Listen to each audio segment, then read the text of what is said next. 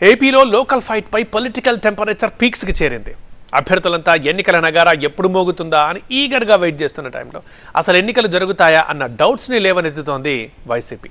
ఓటర్ల జాబితా, బీసీ రిజర్వేషన్లు, గతంలో కోర్టు తీర్పుల అంశాలను ప్రస్తావిస్తూ ఎన్నికలు జరిగే పరిస్థితి కనిపించడం లేదంటూ జగన్ చేసిన కామెంట్స్కి టీడీపీ కౌంటర్ ఇచ్చింది.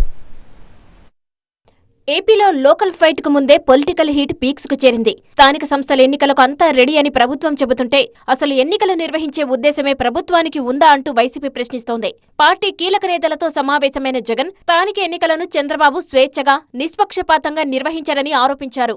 44 లక్షల ఓట్లు తొలగించి మళ్లీ అవే 44 లక్షల ఓట్లతో ఓటర్ల జాబితా ఎలా తయారు చేస్తారని ప్రశ్నించారు. ఎన్నికలు జరపాలనే ఉద్దేశంతో చేసిన పనులు కావు అన్నట్టుగా కొన్నిసార్లు అనిపిస్తాయి. ఒకవైపునేమో 44 లక్షల మంది ఓటర్లు లేరు అని, ఒకవైపున ఈల ప్రభుత్వం చేసిన ఎస్ఐఆర్ రిపోర్టే చెప్తా ఉంది. మరోవైపున ఆ 44 లక్షల మందిని కలిపి ఓటర్ల లిస్టును తయారు చేస్తున్నారు. అంటే లేని ఓట్లను ఉన్నట్టుగా ఓటర్ లిస్టు తయారు చేసుకొని ఎన్నికలకు పోవడం అన్నది చట్ట ప్రకారం నేరం. ఎందుకంటే గోస్ట్ ఓట్స్ను వీళ్ళే దొంగ ఓట్లక వీళ్ళే వేసుకునే ప్రమాదం పొంచి ఉన్నది అని క్రిస్టల్ క్లియర్గా కనిపిస్తూ ఉన్న నేపథ్యంలో మరోవైపు రిజర్వేషన్ల రచ్చ జరుగుతుంది. బీసీలకు 34% రిజర్వేషన్లు ఎలా సాధ్యమని జగన్ ప్రశ్నిస్తున్నారు. గతంలో కోర్టు కొట్టేసిన తీర్పులు ఉన్నప్పుడు మళ్లీ జీవోలు ఇచ్చి ఎన్నికలు ఎలా నిర్వహిస్తారన్నారు.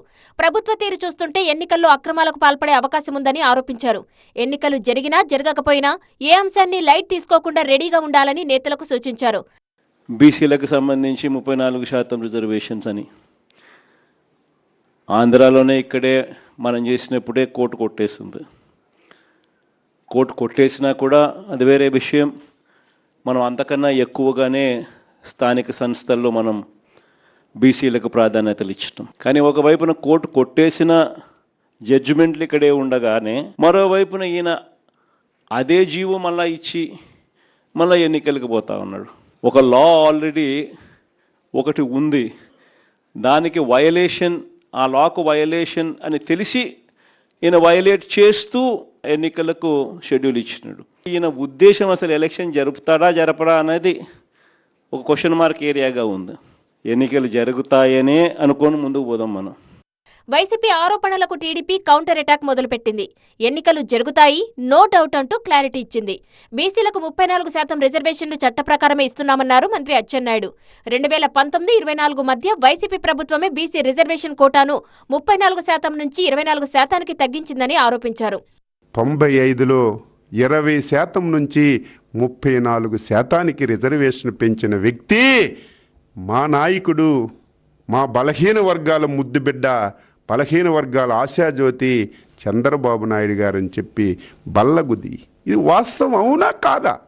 నీ తండ్రి అధికారంలో ఉన్నప్పుడు పోలేదు, చంద్రబాబు నాయుడు అధికారంలో ఉన్నప్పుడు బీలికి 34 రిజర్వేషన్, కిరణ్ కుమార్ రెడ్డి ఉన్నప్పుడు 34% రిజర్వేషన్, మళ్ళీ 2019లో గొడ్డల పార్టీ వచ్చిన తర్వాతే 34% రిజర్వేషన్ల నుంచి 24%కి ఎందుకు తగ్గిందో ఆన్సర్ చేయమని చెప్పి గొడ్డల పార్టీని అడుగుతున్నా. అది ఆన్సర్ చేసిన తర్వాత మీరు బలహీన వర్గాల గురించి మాట్లాడండి. ఆ చట్టం బతికొంది, చనిపోలేదు. ఆ చట్టం ప్రకారమే జీవో ఇచ్చాం. కాబట్టి న్యాయస్థానంలో కూడా తప్పనిసరిగా పోరాటం చేస్తాం. అందుకే అందరికీ రిక్వెస్ట్ చేస్తున్నాను, ఎవరికి మేము వ్యతిరేకం కాదు. ఎస్సీలు రిజర్వేషన్ పో, ఎస్టీలు పో, మైనార్టీలు ఎవరు రిజర్వేషన్ అనుకుంటాయి, మా హక్కుల గురించి మేము మాట్లాడుతున్నాం. మొత్తంగా స్థానిక ఎన్నికల నోటిఫికేషన్కు ముందే ఏపీలో పొలిటికల్ టెంపరేచర్ హై వోల్టేజ్కు చేరింది. ఓటర్ల జాబితా నుంచి బీసీ రిజర్వేషన్ల వరకు అధికార ప్రతిపక్షాల మధ్య మాటల యుద్ధం ముదురుతోంది.